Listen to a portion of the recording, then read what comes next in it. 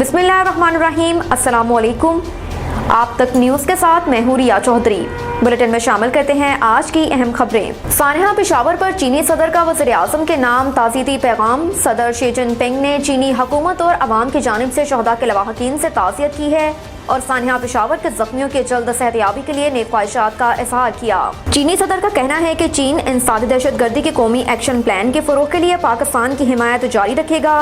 चीन समाजी इस्तेकाम और अवाम की सलामती तहफ़्फ़ुज़ के लिए पाकिस्तान की हिमायत जारी रखेगा। वज़ीर आज़म शहबाज शरीफ के नाम चीनी हम मनसब ली की जयांग ने भी ताज़ियत का पैगाम भेजा। चीनी वज़ीर आज़म ने अपने पैगाम में पेशावर दहशतगर्द हमले में जानी नुकसान पर ताज़ियत की। वज़ीर आज़म शहबाज शरीफ ने यकजहती के इजहार पर चीनी सदर और वज़ीर आज़म से इजहार तशक्कुर किया। वज़ीर आज़म ने कराची में 1100 मेगावाट की बिजली मंसूबे का इफ्तिताह कर दिया। वज़ीर आज़म शहबाज शरीफ ने कैंप में 1100 मेगावाट के जोहरी तवानाई मंसूबे की 3 का इफ्तिताह किया। इफ्तिताही तकरीब में वज़ीर आला सिंध मुराद अली शाह, वज़ीर तवानाई खुर्रम दस्तगीर खान और वफाकी वज़ीर बराए मनसूबाबंदी एहसन इकबाल भी मौजूद थे। न्यूक्लियर पावर प्लांट के 3 के इफ्तिताह से बिजली के प्रोडक्शन 2200 मेगावाट तक पहुंच गई। K3 बिजली घर मंसूबे से सस्ती बिजली बनाई जा रही है। कैंप 3 से 12 रुपए फी यूनिट के हिसाब से बिजली बनाई जा रही है।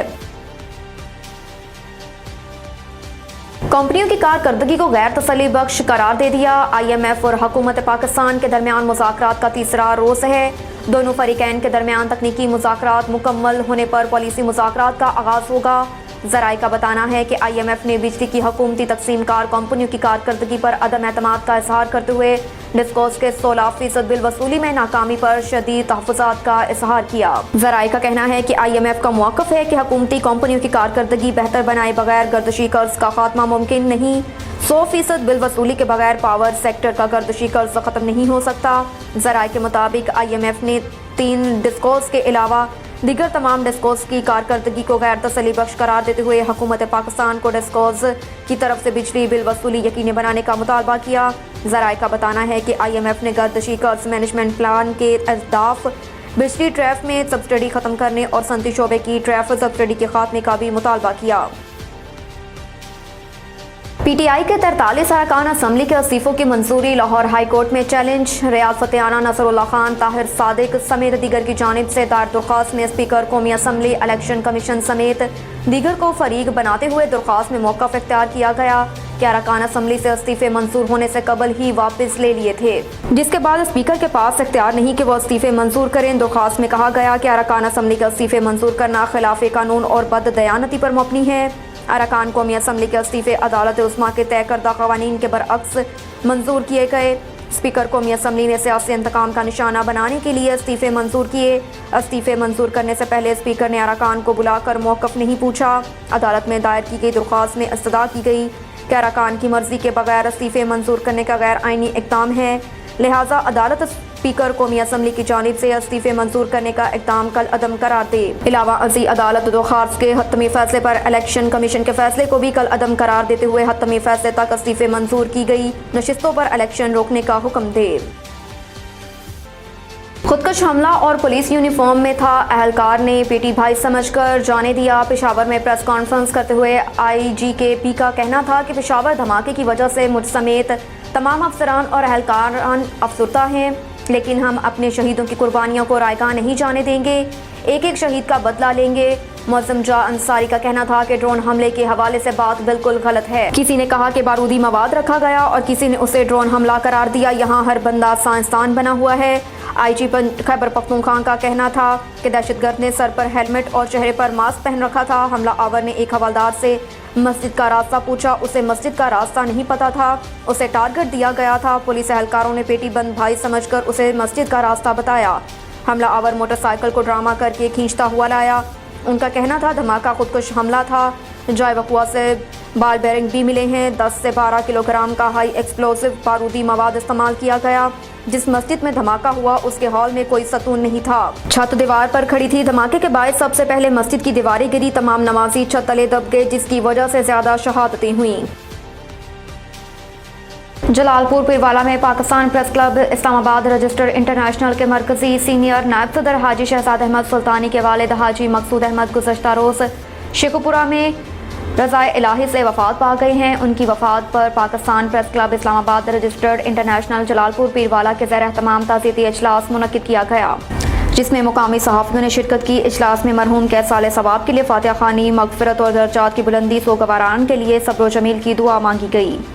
جلال پور پیروالا میں اسسٹنٹ کمشنر ندیم بلوچ کا کئی سالوں سے فٹ پاتھ پر قابض دکانداروں اور ناجائز تجاوزات کے خلاف گرینڈ آپریشن، سامان ضبط، جرمانے عائد۔ جلال پور پیروالا میں اسسٹنٹ کمشنر جلال پور پیروالا کا ناجائز تجاوزات کے خلاف گرینڈ آپریشن، فٹ پاتھ اور روڈز پر رکھا گیا سامان ضبط، دکانداروں کو جرمانے بھی کیے۔ اسسٹنٹ کمشنر ندیم بلوچ نے ڈی ایس پی جلال پور پیروالا میاں عبدالرؤف اور اینٹی انکروچمنٹ ٹیم کے ہمراہ ناجائز تجاوزات کے خلاف گرینڈ آپریشن کیا۔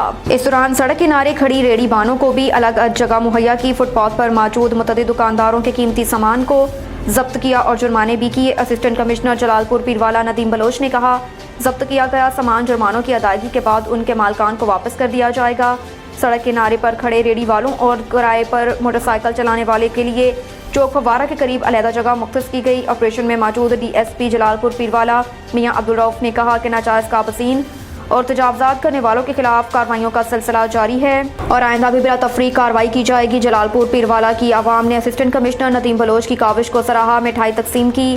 اس موقع پر چیف آفیسر میونسپل کمیٹی پیر سید مصالح الدین شاہ، سول ڈیفنس، ٹریفک پولیس کے اہلکار بھی موجود تھے۔ السلام علیکم، بسم اللہ الرحمن الرحیم۔ یہ آج ہمارا گرینڈ اینٹی انکروچمنٹ ڈرائیو کا فیز 1 تھا، جس میں ہم نے بیسیکلی تو لوگوں کو وارننگ دیا، چھوٹے موٹے فائنس کیے ہیں۔ تو اس کا سیکنڈ فیز بھی ہوگا، تھرڈ فیز بھی ہوگا۔ تو جو بھی پرماننٹلی انکروچ کر رہے ہیں ایریاز کو، ہمارے اسٹیٹ کو، فٹ پاتھ کو، تو اس پہ پرماننٹلی ہم سیکنڈ یا تھرڈ فیز کے بعد ان کو پرماننٹلی سیل کر دیں گے۔ COMC از ہیئر اور وہ ہمارے ساتھ ہیں اس طرح سے۔ تو ان دس گرینڈ آپریشن سب سے پازیٹیو بڑا یہ ہے کہ MC، ڈسٹرکٹ ایڈمنسٹریشن اور police are on the same page, right. تو ہمیں اس سے ریلیٹڈ کوئی ایسا دشواری کا سامنا نہیں ہے۔ تو this will be going on, this will be on going operation. Zeeshan Arif Khan کی رپورٹ کے مطابق اسکالرز ان کالج جلال پور پیروالا احتجاج کے موقع پر شرکا کا کہنا ہے کہ قرآن پاک کی بے حرمتی دنیا کی سب سے بڑی دہشت گردی ہے۔ اربوں پرامن مسلمانوں کے جذبات مشروع کیے گئے، توہین رسالت، توہین قرآن اور اسلامی شاعر کی آزادی رائے کے آڑ میں توہین کے واقعات مسلمان حکمرانوں کی بے حسی کی وجہ سے رونما ہو رہے ہیں۔ ہائی لینڈ کے بعد سویڈن میں بھی قرآن پاک کی بے حرمتی کرنے کے خلاف اسکالرز ان کالج میں اساتذہ اور طلباء نے احتجاج ریکارڈ کروایا۔ احتجاج میں شامل شرکا نے میڈیا سے بات کرتے ہوئے کہا کہ اسلام دشمن مخالفین بار بار توہین آمیز حرکات کر کے دنیا میں امن و امان خراب کرنا چاہتے ہیں۔ پاکستان کو پہلے ہی فرانس کے سفیر کو نکال دینا چاہیے تھا جب توہین رسالت کی گئی تھی۔ قرآن پاک کی بے حرمتی دنیا کی سب سے بڑی دہشت گردی ہے۔